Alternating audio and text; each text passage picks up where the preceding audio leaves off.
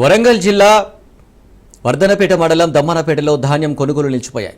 దొడ్డు ధాన్యంను కొనుగోలు చేయడానికి మిల్లర్లు నిరాకరిస్తుండటంతో లోడైన లారీ 5 రోజుల నుంచి ఇక్కడే నిలిచిపోయింది.